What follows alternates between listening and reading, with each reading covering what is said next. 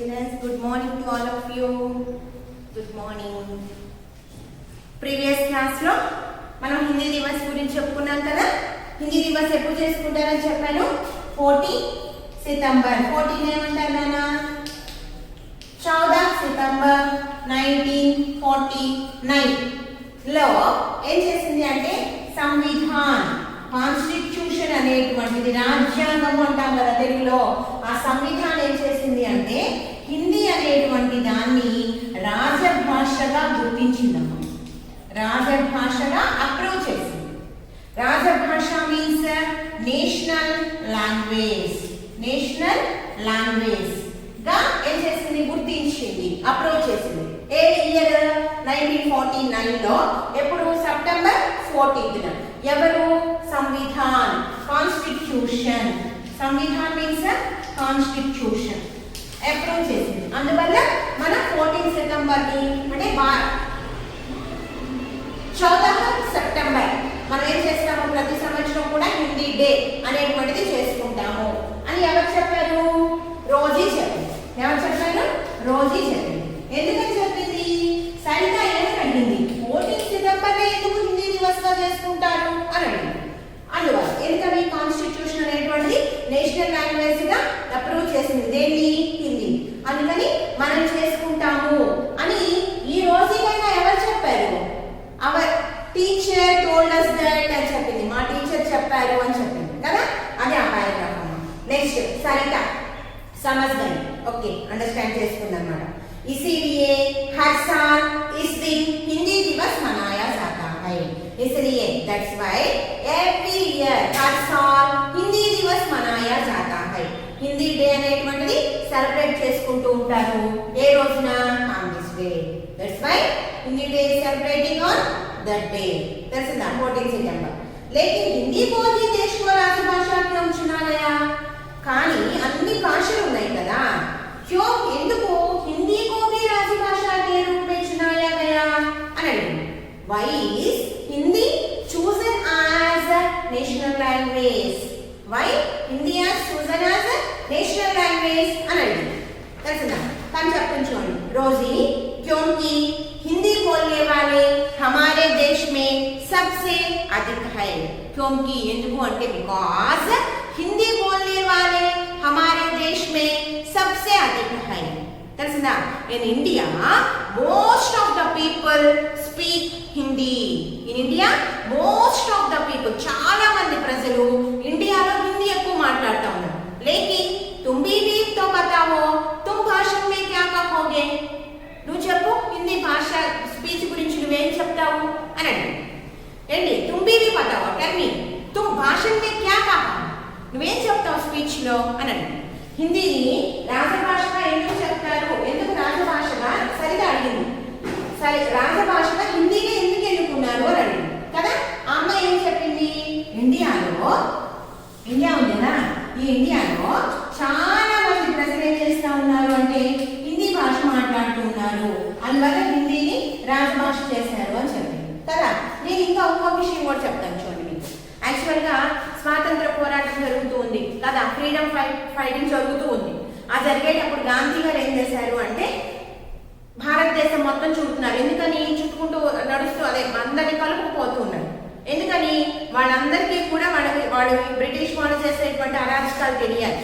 తెలిసిందా? మనం స్వతంత్రాన్ని మనం సంపాదించుకోవాలి, మన దేశాన్ని వాళ్ళ దగ్గర నుంచి మనం తీసేసుకోవాలి అనేటువంటి దాంతో ఆయన ఏం చేస్తూ ఉన్నారు? ప్రపంచం మొత్తాన్ని చుట్టి ప్రజలందరినీ కూడా మేలు కలుపుతూ ఉన్నారు. మన దేశం మనకి రావాలి అనే ఉద్దేశంతో. అప్పుడు ఆయన ఏం చేశాడు? మనకి చాలా స్టేట్స్ ఉన్నాయి కదా, అందులో వెళ్ళి మాట్లాడటం మొదలు పెడితే ఈయన మాట్లాడే భాష కొంతమందికి అర్థం కాలేదు, కొంతమంది మాట్లాడే భాష ఈయనకి అర్థం కాలేదు. గాంధీ గారు అంటే ఎవరి భాషను వాళ్ళు మాట్లాడుతూ ఉంటారు కదా. ఇప్పుడు మన దగ్గరకు వచ్చారనుకోండి, మనం తెలుగులో మాట్లాడతాం. అప్పుడే మనకి హిందీకి రాదు, కొంతమందికి, అందరికీ రాదు, కొద్దిమందికే వచ్చు. అలాగే తమిళనాడు వెళ్ళారు, అక్కడికి వెళ్ళేటప్పటికి ఇదే ప్రాబ్లం. వాళ్ళు తమిళ్ మాట్లాడుతున్నారు చెప్తే కొంతమందికి హిందీ వచ్చు, కొంతమందికి తమిళ వచ్చు. వాళ్ళు ఆన్సర్ చెప్పలేకపోతున్నారు, ఈయన చెప్పింది అర్థం చేసుకోలేకపోతున్నారు. అలా కేరళ అన్ని వెళ్ళారు. వెళ్ళినప్పుడు ఆయన చూసినటువంటి ప్రాబ్లం అన్నమాట. ఏంటది? అందరూ ఎప్పుడైనా ఐకమత్యంగా ఉండాలి, కలిసిమెలిసి ఉండాలి. ఏంటి? కలిసిమెలిసి ఏదైనా సాధించాలి అని అనుకున్నప్పుడు ఏం చేయాలి అంటే ప్రతి ఒక్కళ్ళ ఒపీనియన్ కావాలి. ప్రతి ఒక్కళ్ళకి ఇక్కడ ఉండేటువంటి వాళ్ళు చెప్పేది అర్థం అవ్వాలి కదా. అలా అప్పటికి అర్థం కాలేదు. అందుకని ఆయన ఏం చేశాడు అంటే, సరే ఇంటికి వచ్చి ఆలోచించుకున్నాడు, ఏం చేయాలని ఆలోచించుకున్నప్పుడు ఏమైందంటే, సరే ఎక్కువ మందికి ఏ భాష తెలుసు అనేది కనుక ఆయన కనుక ఆలోచించుకుని అందరినీ కనుక ఇచ్చేసినప్పుడు, ఎక్కువ మంది భారతదేశంలో ఎక్కువ మందికి తెలిసిన భాష ఏంటి అంటే హిందీ. భారతదేశంలో ఎక్కువ మందికి తెలిసిన భాష ఏంటి? హిందీ. తక్కువ మంది నేర్చుకోవాల్సినటువంటి భాష ఏంటి? హిందీ. తెలిసిందా? ఎక్కువ మందికి ఏం తెలుసు? Most of the people talking Hindi. ఎక్కువ మంది హిందీలో మాట్లాడతారు. ఏంటి? హిందీ తెలియనటువంటి వాళ్ళు కొద్ది మంది మాత్రమే ఉన్నారు. ఎక్కువ మందికి హిందీ తెలుసు. ఇండియా అనుకున్నాం, ఇదంతా ఇండియా అనుకున్నాం. ఈ ఇండియాలో ఎక్కువ మందికి హిందీ తెలుసు. ఇదంతా తక్కువ మంది మాత్రమే ఇక్కడికి హిందీ రాదు కదా.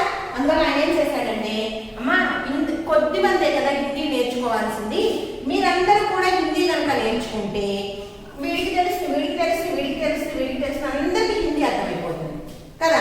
ఆ హిందీ అర్థమైపోయినప్పుడు ఏమవుతుంది? ఇటు వాడు అటు వచ్చినా, అటు వాడు ఇటు వచ్చినా, ఏ స్టేట్ వాడు ఎటు వచ్చినా సరే అందరూ కలిసి వీళ్ళ ఒపీనియన్స్ వాళ్ళ ఒపీనియన్స్ అందరికీ తెలుస్తాయమ్మా. అందువల్ల మీరందరూ ఏం చేస్తారు? హిందీ నేర్చుకోండి అని చెప్పారు. అందువల్లే హిందీ అనేటువంటిది ఏమైపోయింది? రాజభాష, నేషనల్ లాంగ్వేజ్. మీరు కనుక ఇప్పుడు సెంట్రల్ మినిస్టర్స్ చూస్తూ ఉన్నారనుకోండి, ఈవెన్ మన పిఎం మోదీ గారు ఉన్నారు కదా, ఆ మోదీ గారు మాట్లాడాలి అంటే దేనిలో మాట్లాడతారు? హిందీలో మాట్లాడతారు కదా. సెంట్రల్ మినిస్టర్స్ అందరూ కూడా ఏంటి దేనిలో మాట్లాడతారు? హిందీలో మాట్లాడతారు. ఎందుకని? అది నేషనల్ లాంగ్వేజ్. ఎందుకని? అక్కడికి వచ్చేటప్పటికి అన్ని రకాల స్టేట్స్ వాళ్ళు ఏంటి, పంజాబ్, హర్యానా, కేరళ, తమిళనాడు, ఆంధ్రప్రదేశ్, తెలంగాణ, ఈ మినిస్టర్స్ అందరూ అక్కడ ఉంటారు కదా, వాళ్ళందరూ కూడా హిందీలో మాట్లాడతారు. మాట్లాడినప్పుడు అందరికీ కూడా అది అర్థమవుతుంది. ఇక్కడ మోదీ గారు ఏం చేస్తారు? హిందీలో మాట్లాడతారు, అది కూడా వాళ్ళకి అర్థమవుతుంది అనేటువంటి ఉద్దేశంతో మాత్రమే అందరూ హిందీ నేర్చుకోవడం జరిగింది. దాన్నే ఫాలో అవుతున్నారు, దాన్నే నేషనల్. ఇప్పటికి కూడా చూడండి ఏంటి, సెంట్రల్ గవర్నమెంట్ జాబ్స్ అంటారు. స్టేట్ గవర్నమెంట్ అంటే ఆంధ్రప్రదేశ్ వరకు, సెంట్రల్ గవర్నమెంట్ అంటే టోటల్గా ఎక్కడైనా చేయొచ్చు అనమాట. యాక్చువల్ దానిలో మనకు సంబంధించిన ఏంటో తెలుసా? Post office. పోస్ట్ ఆఫీస్ బయట యాక్చువల్గా పోస్ట్ ఆఫీస్ అనే దానికంటే కూడా డాక్ ఘర్ అనేది ఎక్కువ కలుపుతారు. డాక్ ఘర్, పోస్ట్ ఆఫీస్. అవునా? ఎందుకని? అది సెంట్రల్ గవర్నమెంట్ జాబ్ అన్నమాట. మీరు కనుక వెళ్ళి చూస్తే లోపల దాని మొత్తం కూడా బ్యాంక్ దగ్గర కానీ మనం వెళ్ళామనుకోండి, ఏమవుతుంది? అక్కడ వాళ్ళ ముందు పెట్టుకుంటారు ఏవి, వాళ్ళ యొక్క డికగ్నైజేషన్ సంబంధించినటువంటి ప్యాడ్స్ లాంటివి. అక్కడ వాళ్ళకి సంబంధించిన కూడా మొత్తం హిందీలోనే ఉంటాయి. తెలిసిందా? అది అందువల్ల అలా మనకి ఇది రాజభాష. రాజభాష ఎందుకంటే అప్పటికి 1949 ముందు ఇండియాలో ఎక్కువ మంది తెలిసిన భాష హిందీ, తక్కువ మంది నేర్చుకోవాల్సినటువంటి భాష హిందీ. వీళ్ళందరూ కలిసి ఉండాలి అంటే ఆ భాష అనేది అందరికీ రావాలనే ఉద్దేశంతో ఒకే భాష నేర్చుకోమన్నారు. అది ఏ భాష అయింది? హిందీ భాష అయింది. అర్థమైందా? అది అందువల్ల తో సునో అది చెప్పింది కదా, ఏమని చెప్పింది? తు భాషణ మే క్యా కాహోగే, నువ్వు భాషలో ఏం చెప్తావబ్బా అని అడిగింది. ఏం చెప్పబోతున్నావు అంది. ఓకే లిజన్, వినమని చెప్పింది. అభినయ కర్తే పోయే బత, అభినయ కర్ణ అంటే యాక్షన్ చేస్తే చెప్పింది. మీటింగ్ చెప్పేటప్పుడు యాక్చువల్ మైక్ పట్టుకోవాలి అని చెప్తుంది. యాక్షన్ చేస్తుంది. ఏమని? ప్రధానాధ్యాపక్ సి ఏవం గురుజనో భాయియో और बहनों. మామూలుగా మీరు కూడా ఇప్పుడైనా ప్రోగ్రామ్స్ జరుగుతూ ఉన్నాయనుకోండి, లేకపోతే కాంపిటీషన్స్ జరుగుతూ ఉంటాయి, ఎలక్ట్యూషన్ కాంపిటీషన్ అవి జరిగినప్పుడు మీరు ఫస్ట్ వచ్చి ఏం చెప్తారు? Respected principals, HMs and teachers అని చెప్తూ ఉంటారు కదా. అలాగే ప్రధానాధ్యాపక్ జీ ఏవం గురుజనో, రెస్పెక్టెడ్ హెచ్ఎంస్ అండ్ టీచర్స్, భాయియో ఆర్ బహనో, బ్రదర్స్ అండ్ సిస్టర్స్ అనే బదులు మై డియర్ क्लासमेट्स, कोलीग्स का क्लासमेट्स అని చెప్తూ ఉంటారు కదా. ఓకే, आप सबको हिंदी दिवस की हार्दिक बधाई. आप सबको हिंदी दिवस की हार्दिक बधाई. My heartful greetings on the occasion of the Hindi day. My heartful greetings. Badhaai means greet చేయడం అంటే విష్ చేయడం. My heartful greeting on the occasion of the Hindi day అని చెప్పింది. ఎలా చెప్పింది? My dear respected HMs and teachers. Next, my dear classmates, నాతో boys and girls చెప్తూ ఉంటారు కదా మీరు ఏదో ఒకటి అది. నెక్స్ట్ आप सबको हिंदी दिवस की हार्दिक बधाइयां. My heartful greetings on the occasion of the Hindi Day. అని చెప్పింది. हिंदी हमारे देश की राजभाषा है. राजभाषा means national language. India is our national language. That's right. India is our Hindi is India का नाम. Hindi is our national language. इसे सीखना हमारे लिए बहुत जरूरी है. सीखना मीन्स learn నేర్చుకోవడం. इसे सीखना ఈ హిందీ నేర్చుకోవడం అనేటువంటిది हमारे लिए बहुत जरूरी है. जरूरी తప్పనిసరైనటువంటిది. So it is quite necessary to the learn what language? Hindi language. It is quite necessary to learn this language. This language means Hindi language. అని చెప్పి దీన్ని నేర్చుకోవడం చాలా చాలా చాలా చాలా తప్పనిసరి అని చెప్పింది. ఓకే, సరితా ने भाषण में और क्या क्या कहा होगा. సరిత ఇంకా స్పీచ్ లో ఏమేమి చెప్పుకుంటుందో మీరు ఆలోచించాలి. ఇప్పుడు ఏం చెప్పింది అమ్మాయి? టీచర్స్ కి టీచర్స్ కి విష్ చేసింది, స్టూడెంట్స్ ని పలకరించింది. తర్వాత ఏం చెప్పింది? గ్రీట్ చేసింది. హిందీ దివస్ హిందీ డే కి సంబంధించి గ్రీట్ చేసింది. తర్వాత దీన్ని నేర్చుకోవడం అనేటువంటిది 100% నెసెసరీ అని చెప్పింది.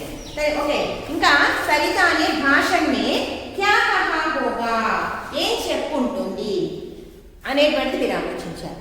క్యా కహా హోగా అనేటువంటిది కనుక చూస్తే మీరు ఒక్క నిమిషం ఏం చెప్పుకుంటుంది ఆలోచించండి.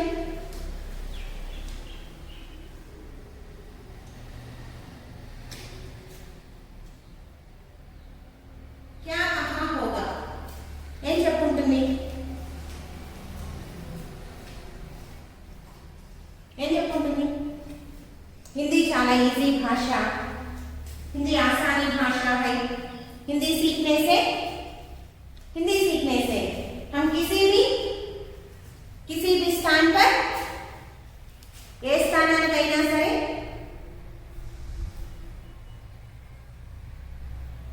రావట్లేదా? జానా హై అలా చెప్పుకుంటుండొచ్చు. ఓకే, నెక్స్ట్ చూడండి. సునో బోలో. सुनो बोलो. दादा 3 क्वेश्चंस ఉన్నాయమ్మా. विद्यालय में हिंदी दिवस के कार्यक्रम में क्या क्या हुआ होगा. विद्यालय मीन्स स्कूल. స్కూల్లో హిందీ దివస్ కార్యక్రమంలో ఏమేం జరుగుతూ ఉంటాయి? ఏమేం జరుగుతాయి? विद्यालय में हिंदी दिवस के कार्यक्रम में क्या क्या हुआ होगा ఏమేం జరుగుతాయి?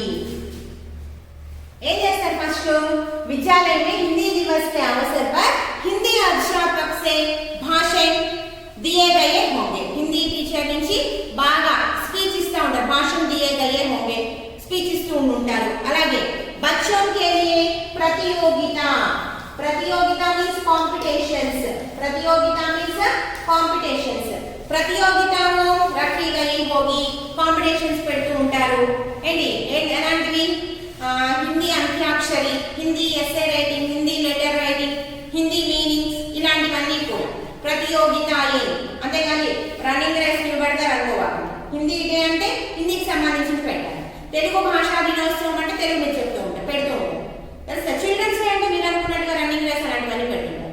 సో ఇక్కడ మాత్రం ప్రతియోగిత అంటే కాంపిటీషన్స్ అంటే హిందీ సబ్జెక్ట్ కి సంబంధించినటువంటి. అలాగే ప్రధాన అధ్యాపక్ भी संदेश दिया गया होगा. हेड मास्टर ఉంటారు కదా, हेड मास्टर కూడా స్పీచ్ ఇస్తారు. తర్వాత ప్రతియోగితాओं में जीते विद्यार्थियों को कॉम्पिटिशंस లో గెలిచినటువంటి విద్యార్థులకు ఏమి ఇస్తారు? పురస్కార్ भी दिए गए हैं. గిఫ్ట్ ఇవ్వాలి కదా మరి. సో हिंदी दिवस రోజున మీకు ఫస్ట్ క్వశ్చన్ ఏముంది? విద్యాలయ में हिंदी दिवस के कार्यक्रम में స్కూల్లో హిందీ దివస్ కార్యక్రమం కనుక జరిగినట్లయితే ఏమేం చేస్తారు? ఫస్ట్ హిందీ అధ్యాపిక భాషణ दिए गए होंगे. Teacher speech इस्तुंदी. नेक्स्ट प्रतियोगिताओं विद्यार्थियों को प्रतियोगिताओं रखी गई होंगी. తర్వాత ప్రధాన అధ్యాపक से भाषण दिए गए होंगे. తర్వాత प्रतियोगिताओं में जीते विद्यार्थियों को पुरस्कार भी दिए गए. ఇది ఫస్ట్ క్వశ్చన్ అన్న. నెక్స్ట్ సెకండ్ క్వశ్చన్ చూడండి. हिंदी सीखने से क्या क्या लाभ है? सेकंड क्वेश्चन हिंदी सीखने से क्या क्या लाभ है? हिंदी सीखने से क्या क्या लाभ है? చూడండి, హిందీ నేర్చుకోవడం వల్ల ఏమేమి ఉపయోగాలు ఉంటాయో. యాక్చువల్ గా हिंदी सीखना, हिंदी हमारी राष्ट्रभाषा है. हिंदी हमारी राष्ट्रभाषा है. हिंदी आसानी से, हिंदी आसानी मीन्स ఈజీగా హిందీ భాష నేర్చుకోవడం అనేటువంటిది बहुत आसानी है. చాలా ఈజీ नेक्स्ट यह सीखना अत्यंत आवश्यक है हिंदी భాష ఆసాన్ తేలిగ్గా వస్తుంది నెక్స్ట్ దీన్ని నేర్చుకోవడం అనేటువంటిది అత్యంత आवश्यक है